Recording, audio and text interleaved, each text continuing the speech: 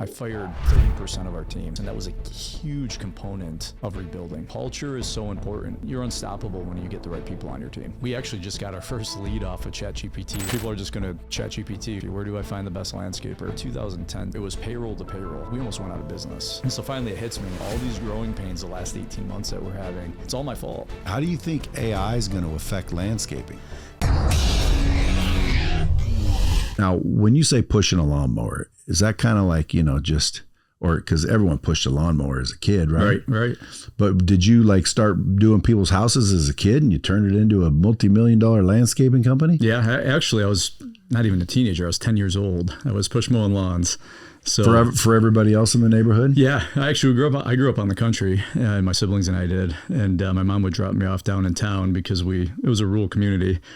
So she would take me down into town, and I would go knock on doors and start push mowing lawns using even the customers' lawnmowers. I didn't even have a lawnmower back when I was 10 years old. So literally push mowing lawns. Now, back in those days, I did the same thing. I'm sure a million people are like, dude, we all mowed lawns, big deal. Well, we all stopped and you didn't. Yep. So why lawns? Like, why did you just keep going? Yeah, honestly, it's kind of a long story, but I can shorten it up. I wanted to buy a four-wheeler back in the day. My friends that grew up out in the country, and my buddies would go ride four-wheelers. And, my parents were awesome parents and taught me work ethic. They taught me a lot of principles in life, but they wouldn't just buy us stuff. They'd take care of us, buy us food, clothes, whatever. But if we wanted something, we had to go work for it. So it really started from the desire to be able to go have fun with my buddies and be able to go ride four-wheelers and go mudding and all the fun stuff you do out in the country. And I didn't know what else to do, so I was like, well, there's people down in town that can mow their lawns, so I'll do it. Well, that's just so, tiny bit at a time. Yep. Now at 10 years old, that's all we could do. Right. I went and pulled weeds one time. Yep. Got fired. Yeah. You know why I got fired? No, why? Because I pulled too many. Oh, really? So the old adage, sometimes when you think if you do a good job, that's all you got to do. Just do a good job, man. I've heard people say, man, just work hard and do a good job. Well, I worked hard, did a good job, and I got fired. Why? Well, because I pulled too many, and I think the guy was letting a little kid that knocked on his door and was trying to make a little extra bucks for the weekend. And I ended up whacking him for a couple $100, and he wasn't expecting to pay that. Hell no. Yep. But I came back with a big old bucket of weeds. He told me he'd give me $0.25 per weed. That's the way to do it. And I literally sat out there and frickin' got some pay. But it wasn't a win-win. So I always say, look for win-win scenarios. What do you think about that? Oh, absolutely. And I think that's really what has helped me grow the business. Is it's got to, any relationship, whether it's business, personal, it's got to be double-sided, because of any single-sided relationship or value on one side. And even if it's for your customer, if you have a one-sided relationship and the customer is the only one that wins, my biggest thing, even when I was 17 years old, that's when I officially went into business, and I can kind of walk through the story at some point. But I want to treat people fair and bring value, but I want to be treated fair, and I need to get value as well. And I don't think there's anything selfish about that, because that's correct. Because if you don't get value yourself, whether it's a personal relationship or husband-wife scenario, whether it's business, you can be selfless and you can bring value, and you should always lead with that. And I think that's where it all starts, but you have to get value back, or you're going to get burned out. You're going to feel taken advantage of. You're going to become bitter, and any long-lasting relationship has to be a win for both sides. That's right. So I always tell even clients, employees, I want to treat you fair and I want to bring you value, but I have to be treated fair in return. And it's just kind of how I've grown. And that's a principle I've kind of built on. It's the law of exchange. Yep. It's a universal law. Everybody needs to understand it. You got to get value. You got to give value. If there's ever an issue on either side. On either side, yep. Yeah, because there's a lot of people out there, they think they're getting rich and they're whacking customers. And they realize that after a little while, like, dude, if it's too good to be true, it probably is. They could have just stayed in business their whole damn life if they would have just had that perspective. Anytime, if we feel we're making a ton of money off somebody, it makes me nervous. Yeah. Because it's probably not going to last. So, but did you have an affinity for lawns, or you just didn't know any better? What made you start an actual business doing it? Yeah, so I just didn't know any better. So back to 10 years old, push mowing lawns, bought a four-wheeler. In a couple of years, achieved it. Had a lot of fun. By that point, I was 12, 13, 14 years old. Kept mowing lawns, had a route going on, down in town, and eventually bought a mower and it was making decent money for a 12, 13, 14, 15-year-old kid. 15, you're about to turn 16, and you're like, well, shoot, I should have bought a truck, or what was this four-wheeler's cool, but now you start to get a taste of freedom and you want to do more. So I realized, a four-wheeler is cool, but like, what's next? So continued saving my money, bought a truck, and I'm like, all right, now this is cool. I got my license.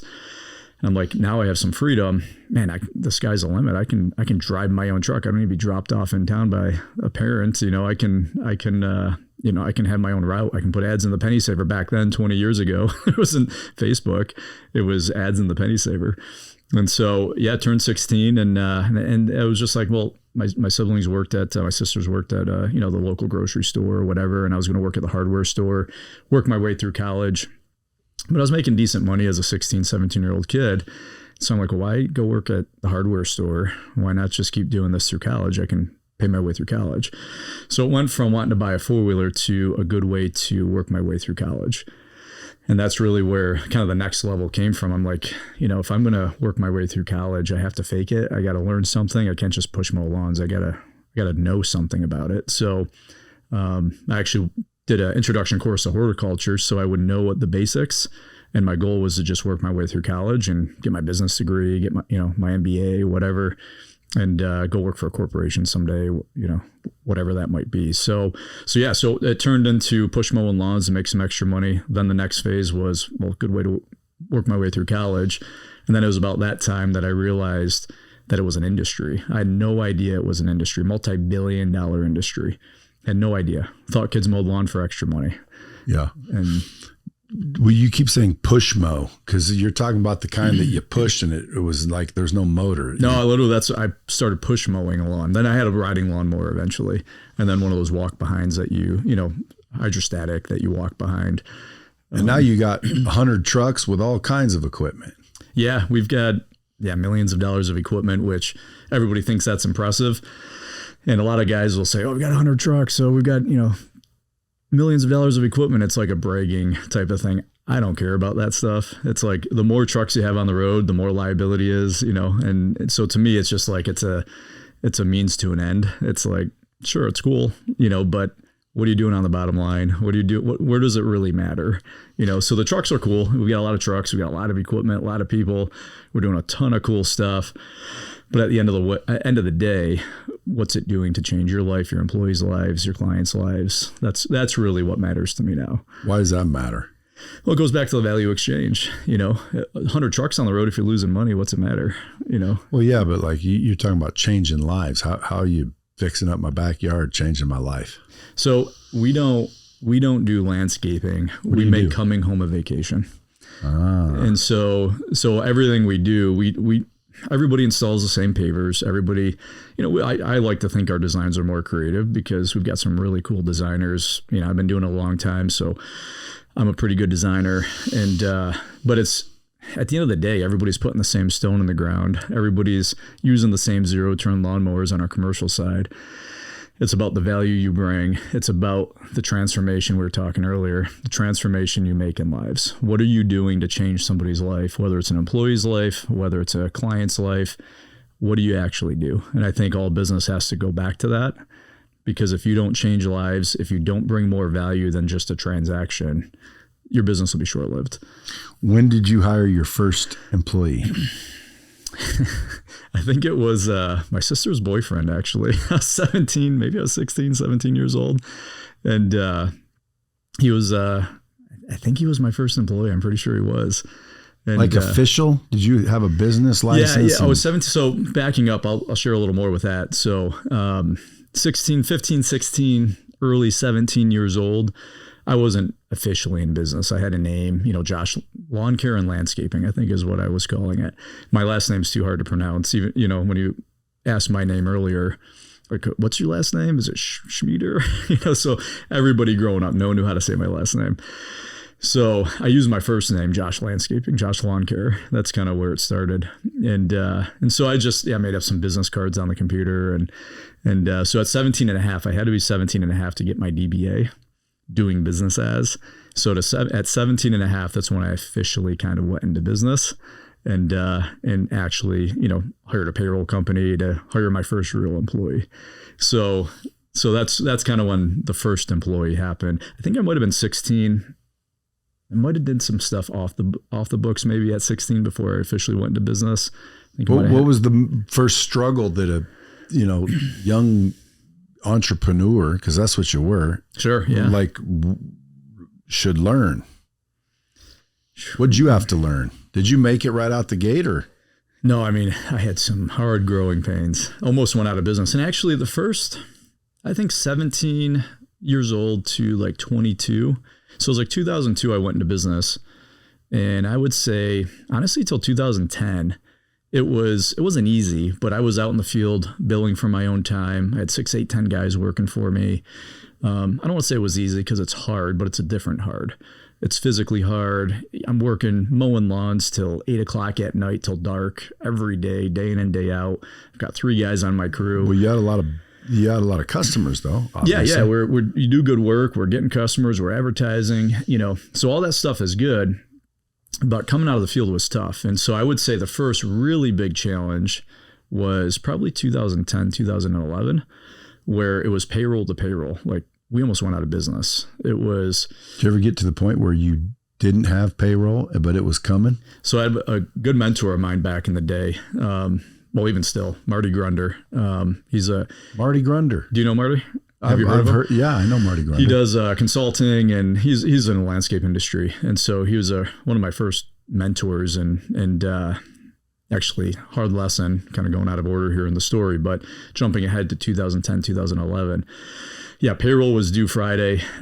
We were hitting some really tough growing pains. We had just bought a facility. I didn't understand overhead recovery because they don't teach you that in college. And so we're literally, I don't know how I'm going to make payroll that week. Like I remember payroll back then might have been 30, 40 grand a week. And Marty calls me up and he's like, how you doing? Just checking in. Cause we were struggling. And so I remember telling Marty, I don't know how I'm going to make payroll this week. I'm sitting in my truck in front of my shop. And I remember Marty telling me, he's like, well, you keep telling me it's everybody else's fault. Cause I'm like, it's this guy's fault. I hired a new designer and it's his fault. And he's underselling work. And, some guy's stealing fuel from me and this guy's doing that. And this crew's not performing. And so Marty finally stops me. He's like, I just keep hearing that everything is everybody else's fault. And I've been working with you for 6 months, a year, whatever it is. And you're still struggling. And he's like, but at some point you got to stop blaming everybody. And he's like, you've got to take responsibility and accountability. He's like, who hired those people? Who hired that sales guy who's underselling work? Who didn't train that guy properly? He's like, you did. He's like, so everything that you're experiencing is your fault. And I was paying Marty to consult for me and to kind of mentor me. And so I'm sitting there in my truck, I don't know how I'm going to make payroll the next day or two.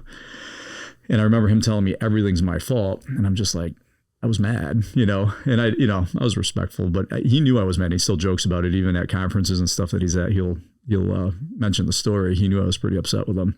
So I hang up, we get off the phone, and I'm sitting there, and he knew I was mad at him because I'm like, I'm paying you to consult with me. And he's telling me everything's my fault. Like, get out of here. Like, no, that's ridiculous. It's this guy's fault. It's that guy's fault. So I'm sitting in my truck just thinking about it. And so finally it hits me and I'm like, he's right. Everything is my fault. All these growing pains the last 18 months that we're having, it's all my fault. And so I remember thinking it was kind of a shift. And this is a big part of the story of kind of when we got to this point, and kind of a shift from that point on is I kind of realized everything that's going on is my fault and I can fix it or I'm going to die trying. And so from that point on, I was like, you know what? Other people have made it. Other people have gotten through it. And I'm either going to go out of business trying, but it's my fault, which means I can fix it. And so that was a huge kind of turning point. And I would say that's one of the biggest struggles we had was that point. There's tons of struggles along the way, but that was one of the biggest turning points and one of the biggest lessons I had to learn was everything, good or bad, is my fault. Did you make payroll? So we made payroll. We never, I don't want to jinx it because thank God we made payroll. And we've always made payroll, but I think I ended up closing a deal. Somehow I made payroll. I wish I could remember that part of the story, but we made payroll that week. And it kind of shifted the momentum in the story of, kind of how we got to where we are, to helping me realize that I need to take responsibility for everything. And if things aren't going right, I can't blame anybody else but me. 100% my fault. And I need to fix it. I need to figure out what we need to do. And we need to make the right moves, and everything, good or bad, is just the culmination of a lot of little decisions. Did you ever raise money, bring in partners? Nope. So it was always on you. Yeah, it was always on me. Because it's cool sometimes when you get a partner, you can blame them. Yeah. Well, but then you're not going to fix it if you blame other people, because then you can't control it. I know. I'm just messing with you. Because it's like we always want someone to blame. And dude, I'm how old are you? Just turned 40. Yeah, so I'm older than you. And dude, it took me longer to learn some of this shit, but like I'm just now grappling with what you're talking about. Really?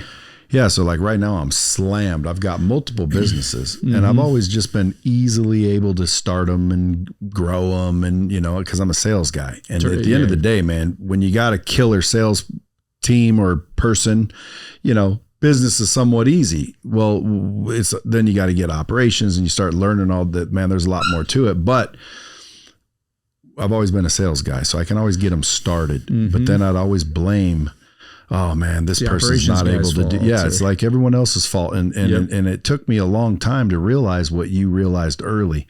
So that was kind of a blessing, but I can also remember I've never not made payroll, thank God, but I've came to where, close, yeah. Well, I'm 2 weeks away from payroll and I need 70 G's and there's, 1,800 in the bank and my personal rent was, 2,100 type of thing, where it's like, oh shit, I don't have money for me. I don't have money for them.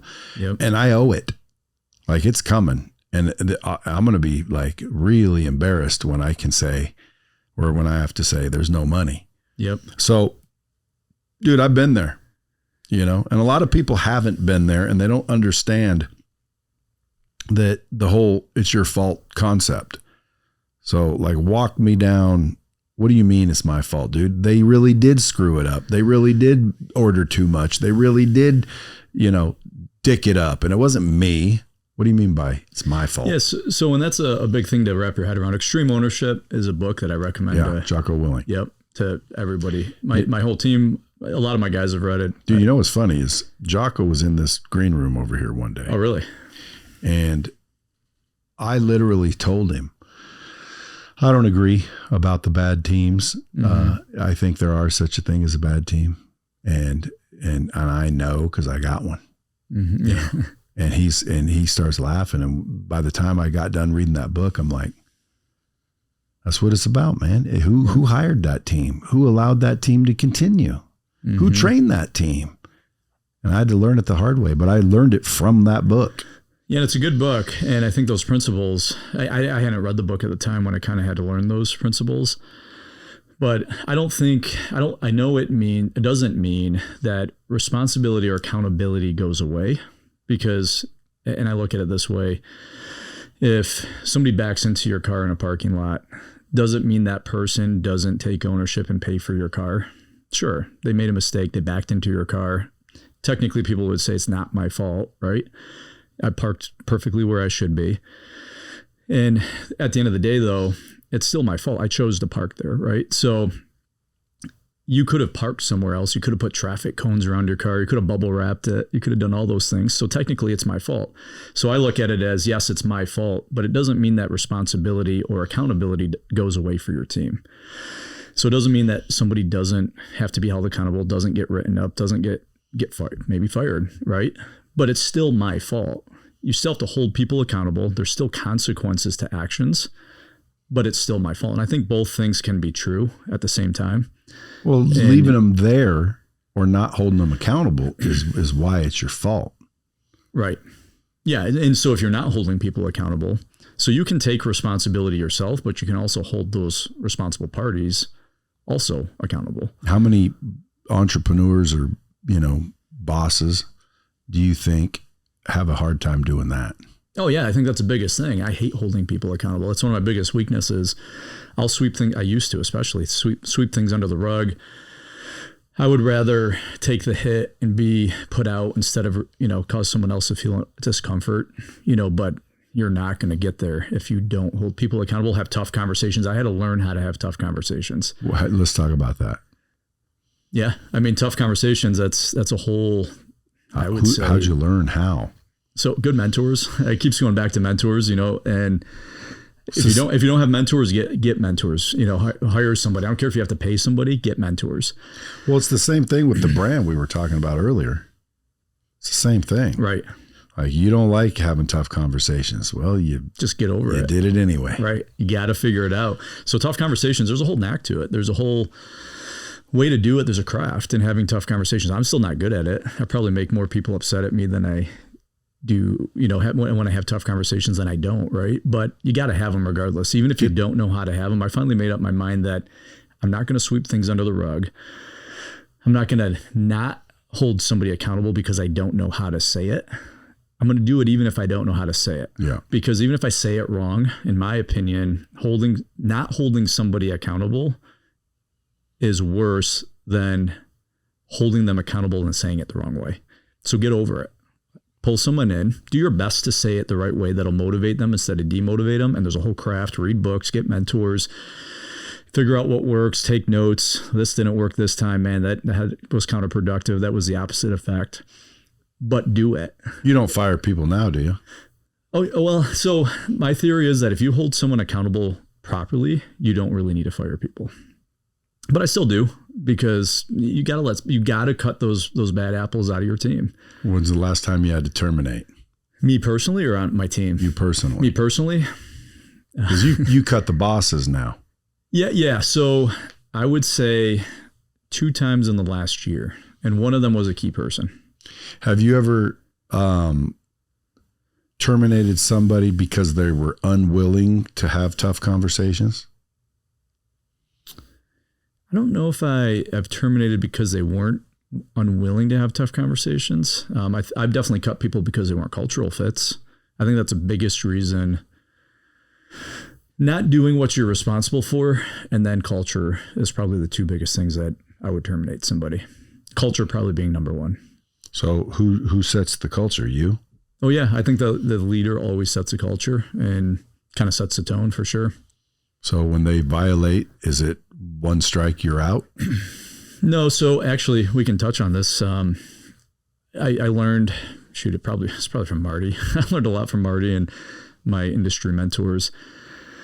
I would say, so I don't just fire somebody. I try not to. I try and care for my team. I try and make sure that it goes back to accountability, right? So if somebody's not doing what I don't want them to do, it's usually my fault. So I use a technique that I kind of morphed things that I've stolen from other people. And so the technique is I have a tough conversation. It always starts with tough conversations. And so I'll call somebody in, and the first time that I have a tough conversation with somebody, I'm always going to take responsibility. The first time I sit somebody down, if I have an issue with you, and I know it's not my fault because you're just slacking off, you're not doing what you're supposed to do, I'll still take responsibility the first time. So I'll call you in, I'll sit you down, I'll say, hey, Brad, help me understand what's going on here. Why aren't you doing X, Y, and Z? You might say, make excuses or whatever you're going to do. And I'll say, okay, that's fine. No problem. I want you to know that I'm taking responsibility. It's my fault. I don't think I trained you properly. I probably didn't set proper expectations. Shoot, maybe I didn't put it in writing. But either way, I get where you're coming from, even though in my mind, I'm like, you're full of crap. You're making excuses. You're just not doing your job. But the first time, I'm just going to take responsibility myself, and I'm going to give you a get out of jail free card. And that's going to be the first tough conversation we have. But out of that tough conversation, I'm going to reset expectations with you, and I'm going to put it in writing, and I'm going to redocument that responsibility you're supposed to be doing.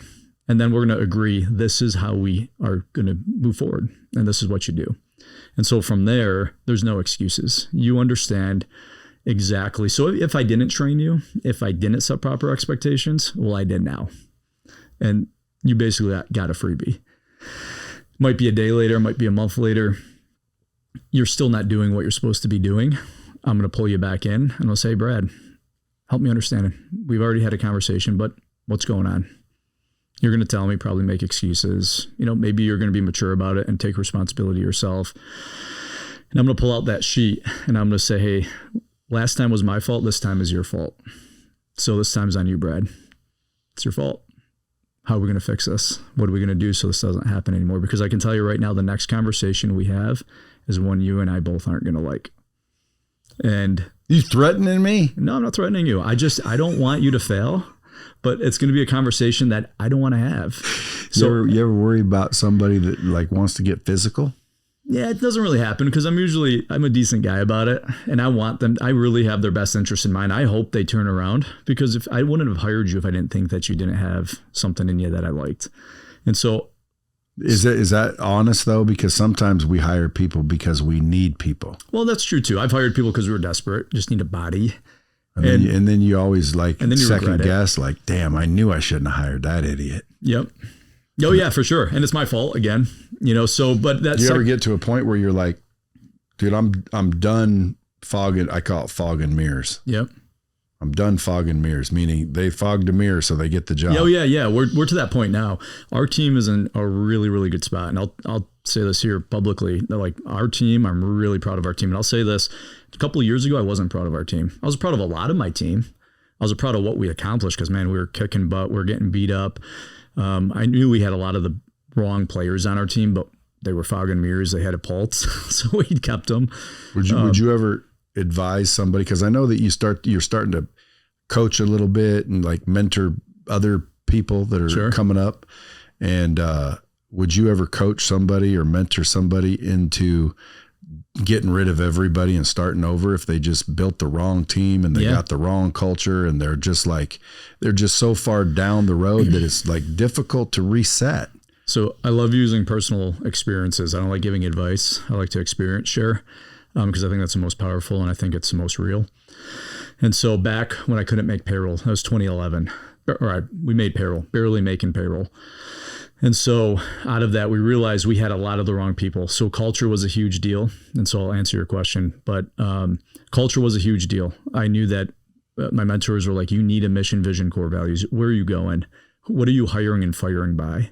Who are you bringing onto your team? What are the values that you want to have as a company?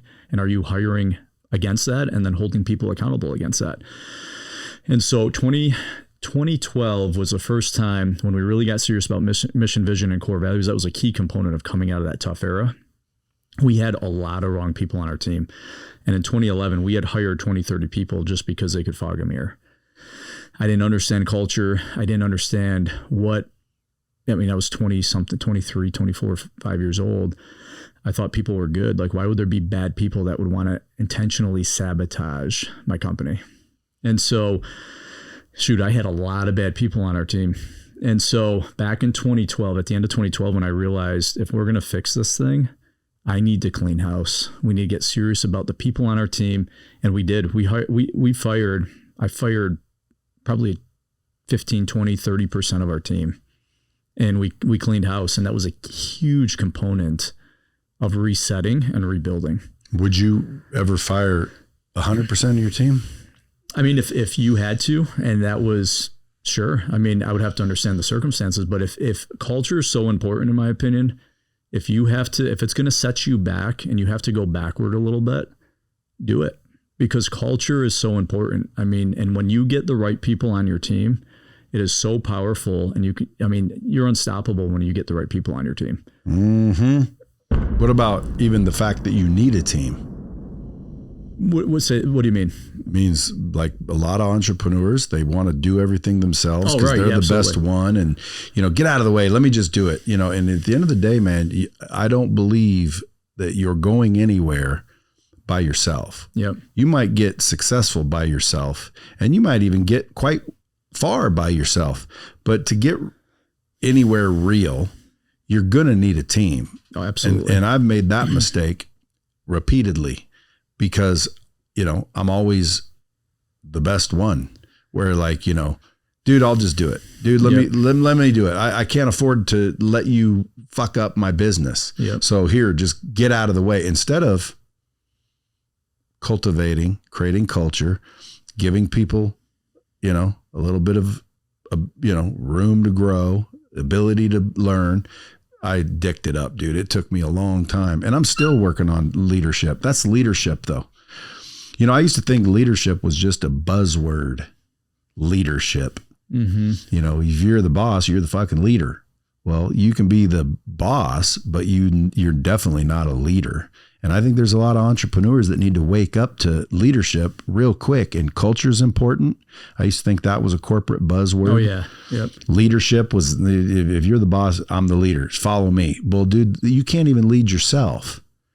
I used to treat the job or treat the position like I'm the owner. So I don't have to do it. I'm paying you to do it. Well, at the end of the day, with that attitude, dude, you're not going to grow very much. So what I mean is like, I don't know where I was going with that when you said, what do you mean? What did I ask? We were talking about, would you fire everybody, I think, completely, or... It was the next one. I'll get back to it. I'm like, I got ADD or something. Yeah. but to me, the point I'm making to the people listening, especially entrepreneurs, is you're not going anywhere by yourself. Right. Absolutely. You're gonna need a team, and you better start building one now and appreciating them now and creating that culture now, so you can see who fits and who doesn't. Otherwise, what you're doing is fog and mirrors. You're bringing people in, and then literally they're screwing up your business, but more importantly, they're screwing up your culture. And without culture, you're done. What do you think culture means? Culture, I look at culture as just a mixing pot of everybody on your team. And if you're the only person on your team and you've got you and two people, you're a third of the culture then. And I think that you as a leader, as an owner, you're probably always half of your culture because you set that tone. So if you don't like your culture, and even back when I had bad culture, a lot of it was probably coming from me. I was a good person, naive kid at 22, 23, 24 years old. But at the same time, culture, I think, is just a mixing pot of everybody, all the ingredients that you put into it. And so it's just an average of everything that you've personally added into the mixing pot of your company. And so if you've got the wrong people on your team, you're going to have a bad brew. And all it takes is one or two bad ingredients to ruin the entire pot. How do you test and determine whether or not they're a good ingredient? I mean, for me, it just took time for me to know, and it was just trial and error. But for me now, we have our core values, and we hire and fire everybody against our core values. And so our core values, we have 6 core values. Integrity is one of them. Quality is another one. Relationships is huge to us. Our respect is big. So you go through the list of core values, and if people don't meet those core values, then they have to go. There's a company out there that'll fit them. It's not an arrogance thing or I'm better than you. It's just you're different. You're different than where we're going. You're going somewhere different. And it's important for us every time we hire for somebody to be as transparent as possible about where we're going, our mission, vision, core values. And then if you don't share those attributes, then just do them a favor and get them off your team, because you're just holding them back, and then you're going to hurt your team. What happens when they interview well, but they're just saying what you want to hear? So you think they fit, but that's fine. But eventually you see that they don't, but they are critical and they are, instrumental in continuing to grow. So if their skills are super, super critical, it doesn't matter. Culture always outweighs skill. And so and our team is doing awesome stuff. I had a super key person that was integral to everything we were doing, worked the hardest. They knew everything there was about the industry and the business, and great person. I mean, they were a really good person, but culturally they just became not a good fit anymore. And I was holding that person back, and they were holding us back. What did they demonstrate that wasn't aligned? It was really culture. It was just attitude. It was the way they did business. It was the way they made the team feel. It was all those things. It was just different than where we were going. The way they did business was different than who we were. And it fits somewhere, just didn't fit here anymore. And people, and sometimes you outgrow people. Sometimes they outgrow you. Sometimes there's a Y in the road. What happens if like you personally like them, but the team doesn't for some reason? My team is the most important thing to me. And if my team is the right fit, if my people are the right people on my team and it's not a fit culturally, but I like the person, it doesn't matter. Get them off your team. And so even if they interviewed well and you made a mistake and hired them, get yours and their ego out of the way. So there's the saying is hire fast and fire fast, right? There's a hire saying, slow, fire fast. Excuse me, hire slow, fire fast. Yes, sorry. So hire slow, fire fast. In my opinion, and I've stole this from somebody else, probably everything I know I've stole from somebody, but hire fast and then hold accountable. And so hire them fast, don't drag your feet, get them on your team, get them in the position. If they're not the right fit, do them and you a favor and get them out of there. Forget your ego. Who cares if you hired the wrong person, and cut them loose. Just move on, hold them accountable and get the next person in. So you also own other companies now, Dude Ranch, wedding venues. Like what's your number one money earner?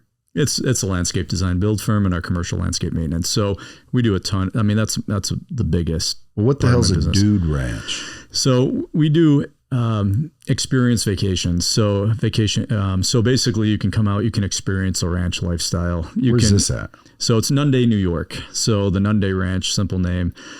But we do experience vacations. It's becoming a thing, Airbnb, but now it's Airbnb experiences, that kind of thing. So you can come out. We do guided trail rides. We do.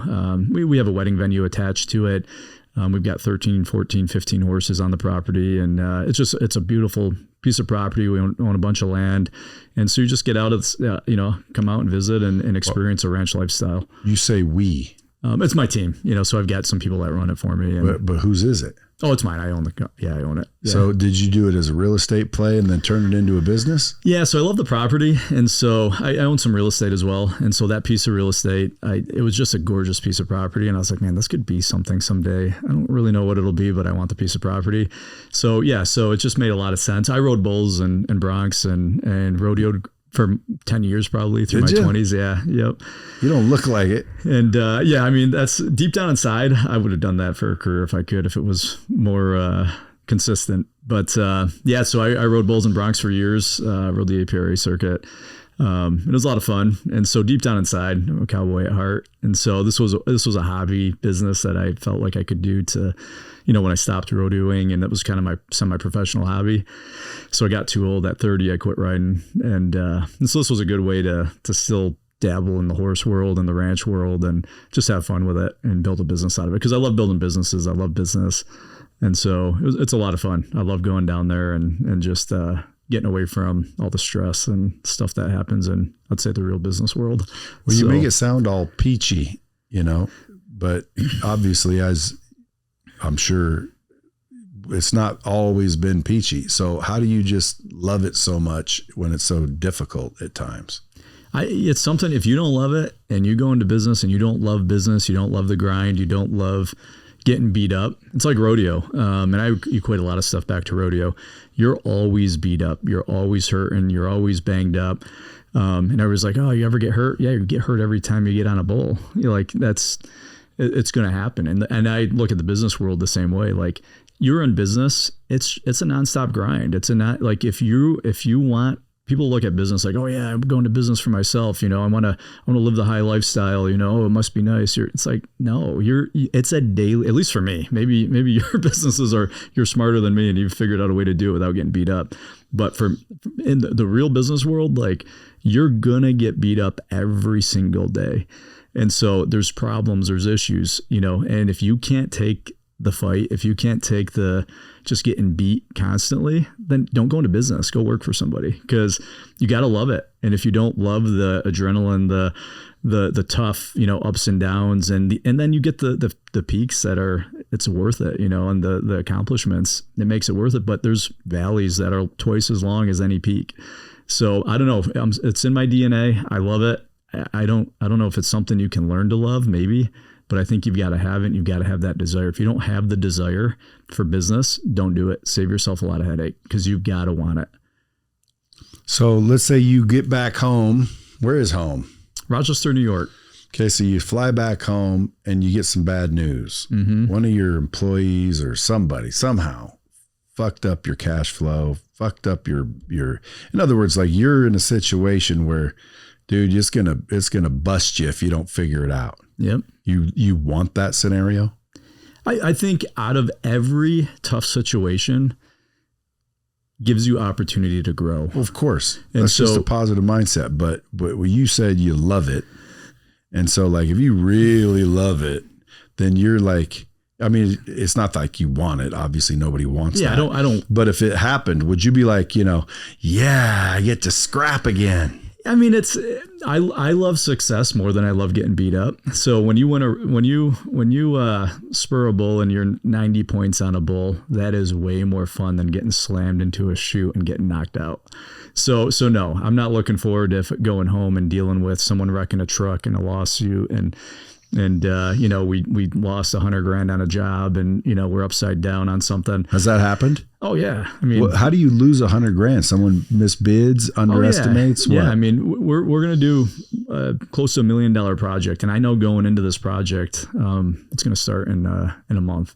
I know going into this project, there's a good chance you could lose $100,000 on that project easily. If it's misbid, if you get bad weather, if there's unfortunate circumstances that you're not aware of, somebody gets hurt and there's a lawsuit, who knows? Like you're just every day, anything can happen. That's why there's a huge amount of risk in business, but that's why you have such potential for big reward too, so it can happen. Who closed that deal?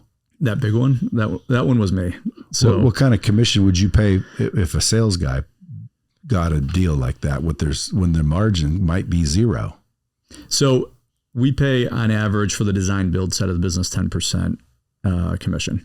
So someone closes a $500,000 or $1 million deal, we're paying $50,000 to $100,000 to that person. Dude, I want to get a job doing that. I mean, not all of our jobs are $1 million. A lot of our jobs are $10,000, right? So $10,000 front landscape. But if I knock on a door and I say, "Hey, let me redo your shit," and they're like, "Cool," and I'm like, "It's $8,900." Salesman gets $890. Yep. Yeah. So if it's $80,000, $8,000. Now there's work that goes into that. It's not that simple. I mean, you're designing it, you're dealing with the issues, and if we're losing money, you don't necessarily get the salesperson also designs it. Yeah. So we have a full-time designer, so they sell it. They meet with a client. They come up with the ideas, and with sales, for my sake, and the way that I've always sold is we do consultative selling. I don't believe in gimmicks. I don't believe, sales is kind of a dirty word, but really all sales is to me is we're going out and finding solutions more creatively than the guy that comes in behind us. And so, so if you go out and you offer solutions and it lands a deal, you're going to make 10%. And if you come up with that creative solution, that's part of coming up with the strategy and the ideas for that. And then you turn it over to our designer. They put it on paper. They do the CAD 3D renderings, and then you go back, present it, and close the deal. And so that's kind of basically how it works on our design build side. So what's the ultimate way you get business? Social media is huge for us. Google, and the biggest thing, word of mouth. I mean, we've got to have a good reputation. If we don't, no one's going to buy from us because it's such a big dollar value. I mean, people are putting 100, 200, 300 grand in their backyard or maintaining their properties on our maintenance side. And if they don't think you're qualified or going to be able to do a good job, because it's not just the product. We're not putting a patio in or a pool surround. It's the experience. And that's our real product is our client experience. Well, if you want to, I would say, get a return, landscape's a big one. Because again, I mean, when you drive by a house or you look in the backyard, if it's like killer landscaped and it's just a oasis, makes the house more valuable. Oh yeah, absolutely. I think it was Munger that said, put some trees in if you want to build the value of a house. Yep, absolutely. Is that someone that said that? I think I just read it recently, and I was like, dude, you know what? That's probably true. Landscaping is the only investment that grows in size, beauty, and value. Well, to me, it's it's all about the design really, but sometimes when you're especially in a new neighborhood, I'm looking for old growth, mature landscaping. I mean, that's when it's beautiful. It's not as beautiful when it just gets put in. So when you come into a neighborhood that, the trees have been there for 40 years, how do you replace full grown mature landscaping, or can you? I mean, yeah, there's the only way to replace full mature landscape. You're going to have to just remove it and get rid of it. But we say that landscaping lifespan is generally 20, 25 years. So you landscape a home and you put $100,000 into your landscaping, you're going to get 20 to 30 years of it out of that investment. It's going, and so you put it in for $100,000 in 12 years when it's mature and beautiful and properly maintained. It would be a $200,000 landscape. It's going to double in value. Those plants that you put in as a 3-gallon pot, they're going to grow into a 5-gallon, 6-gallon, 10-gallon. And it grows, because it's based on a perennial that's 1 gallon, it might be $30. You buy a 5-gallon perennial, it's $100. So your plants, as they grow and mature, if they're properly maintained, are going to grow in value. Can you buy mature? Oh yeah, for sure. Yeah, you can put a 30-foot tall tree. You're going to pay for it. Yeah, but you can buy that. Oh yeah, absolutely. So if I bought a house in a new neighborhood and I had the dough and I said, bro, I want all new trees like this. I want 40-foot tall trees. Absolutely. You might put $500,000 into your landscape at that point instead of $80,000, but it's possible. But value wise, wouldn't you get it back? Because you'd be the only house in the neighborhood. Oh yeah, big, absolutely. Kick-ass freaking fully mature landscape. For sure. Yeah, absolutely. And if you go to sell that house in 5 years, you don't have a brand new landscape. You've got a mature landscape in 3 years. And why in 3? I thought I put it in mature. No, I'm saying if you hold on to it for 3 years. But yeah, if you could sell it the next year next 6 months from then as mature landscape. So I didn't think that was possible. I thought you could only get so big. Eventually, yeah, you can't put in a 90-foot tall oak tree, but you can put in a very mature tree. You're not putting in a 6-foot tree. You can put in a 30, 40 just foot tall tree. Just cost you more. Just going to cost you more. The more time it sits in a nursery, it takes up real estate. Yeah, but why from a nursery? Why can't you go out to the BLM land and just snatch a tree? You can go take a tree spade and find someone who owns it and, a grower, and just go dig trees right out of the field. That's where the nurseries get them. The big ass roots. Yeah. Yep. You got all the cranes and you got everything? We have excavators. We have skid steers. We do a lot of commercial snow removal. So we have 30, 40 loaders. We've got cranes if we do need a crane for creating a big fiberglass pool in or big landscape, mature trees. We just rent the crane piece of it. But so we have tons of equipment. That's the fun side. It's heavy equipment. For all the listeners, I always, number one, find out, how can I get them some value? So you've been given killer entrepreneurial value.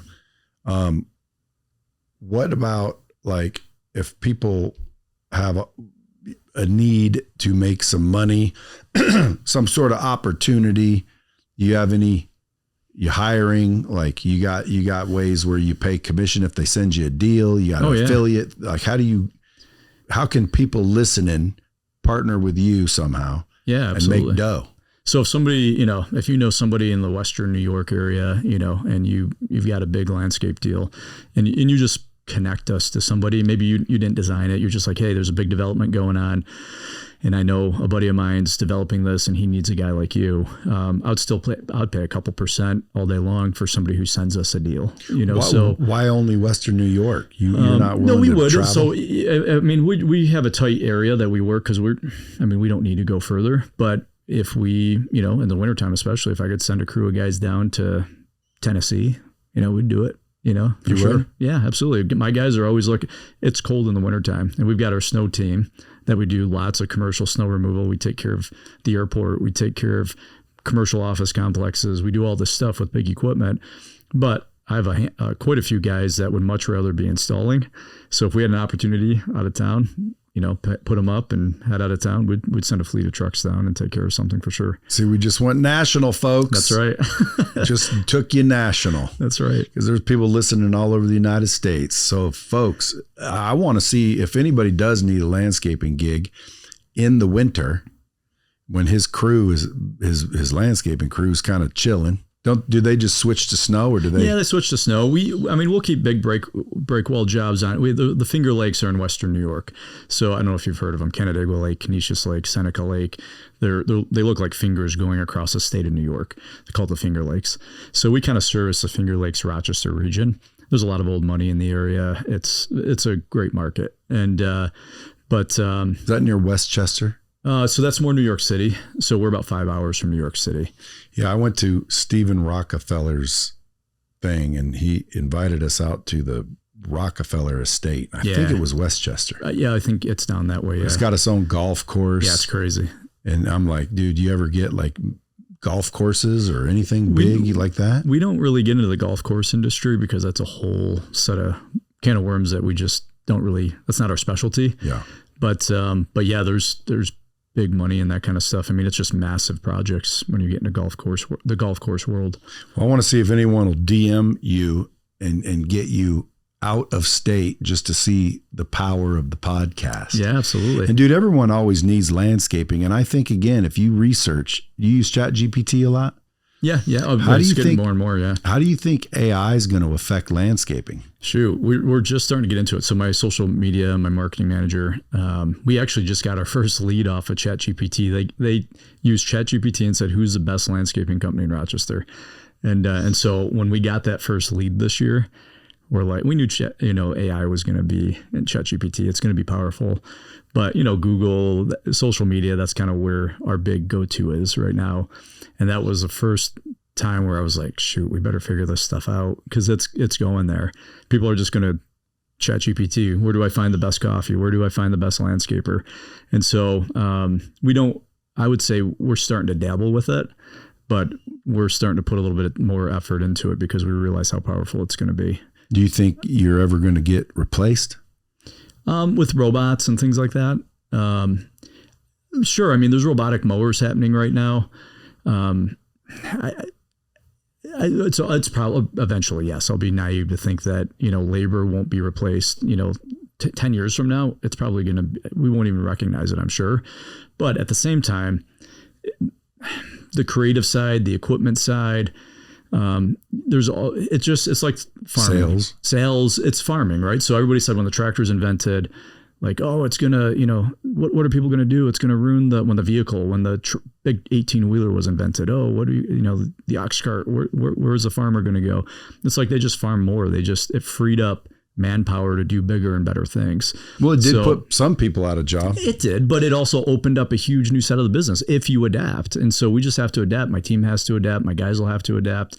But I don't. That's the key, folks. Adapt. That's where I was going. Because, dude, people are always saying, "What do you think AI? How's AI going to screw me?" Oh, it's going to. Well, if you don't adapt. If you don't adapt, and if you don't realize that, listen, it'll only screw you if you don't leverage it. Right. I do not believe, and I keep telling people, dude, you're in the labor business. I don't see AI replacing labor for a while. Robots might, but to some extent. Well, again, I don't see any robots running around Falcon Town. So like that's still a ways coming. Oh, it's coming. Yeah, it's a ways out. Yeah. But you should leverage it, meaning like, if I were in the landscaping industry like that, I'd be leveraging AI to, number one, get me more customers now, right? I'd be leveraging AI and I'd be learning AI to where when the robots come out, I got a fleet of robots. Right. So who's getting replaced? Well, I used to pay a dude to do that. Now I got a robot that can do 10 times. So there goes the dude. So again, if I'm the dude that's going to get replaced, learn how to run the robot. Correct. Learn how to program the robot, which is adapting. So like I think in the maintenance side, especially the commercial side, that's where we'll see the robotics first, which we're already seeing it. And so this next year, we're going to start dabbling. We've talked about it for the last year or so, and we want to start dabbling in the commercial mowing robots, first, because it's the easiest. That's where they're most advanced right now. But what we'll pay instead of a lawnmower technician, somebody who drives a commercial mower, which is a craft, by the way. A lot of people say, oh, you just mow lawns. And my guys, they don't just mow lawns. Like when you look at the stuff my guys do, it's a craft. The vertical whip, the perfectly edged, manicured bed in driveways and walkways, the perfectly straight golf course looking lines. Like that is a craft. And if you don't think it's a craft, get on a zero turn and try and do it yourself. You'll realize you want to hire a professional. So, but instead of hiring a mow technician to run these mowers, we're going to have robotic technicians, right? Somebody who's going to run robots, right? And it's going to be one guy probably running 6 robotic mowers on a site. So now instead of, which we're going to pay $50 an hour instead of $26 an hour, whatever we're paying, right? So it's just going to allow more opportunity if our guys adapt. And it's my job to help my team adapt. And as a leader, that's what our job is, to provide opportunity and to help my team adapt. Come on, folks. you can always tell when you got a real entrepreneur in the seat because, dude, you've already been there, felt it, realized it, learned from it, and adapted and grown from it. Well, I appreciate you coming in, folks. You guys got to go follow this dude. If you want, at Josh Schmeeds, CHMIEDS. You can find him on Instagram, Josh Schmeeds. Go follow his personal account. Business-wise, folks, it's just Josh Landscape and something. Yeah. On Facebook, it's Josh Landscape Co. That's the official name now. And then on Instagram, it's Josh_Landscape. Yeah, and you guys obviously can use Google or ChatGPT to find him. It'll tell you it's the best in the region. And what I'm hoping is the Bomb Squad, you guys are going to bombard his DMs, especially if you have a business, landscaping in particular, but any business. Reach out to him. He said he wants to start maybe, paying it back by coaching and mentoring a couple of up and comers. And that is definitely a smart move for any business.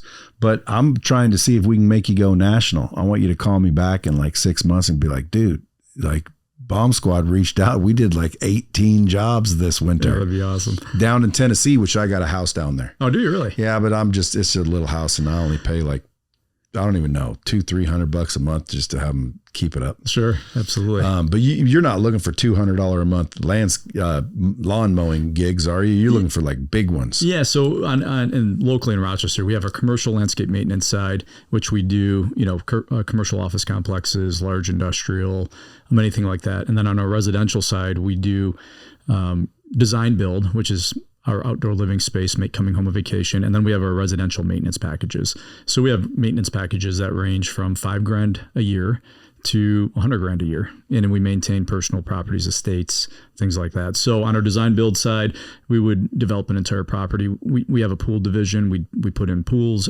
outdoor living spaces, and we really want to make that coming home a vacation.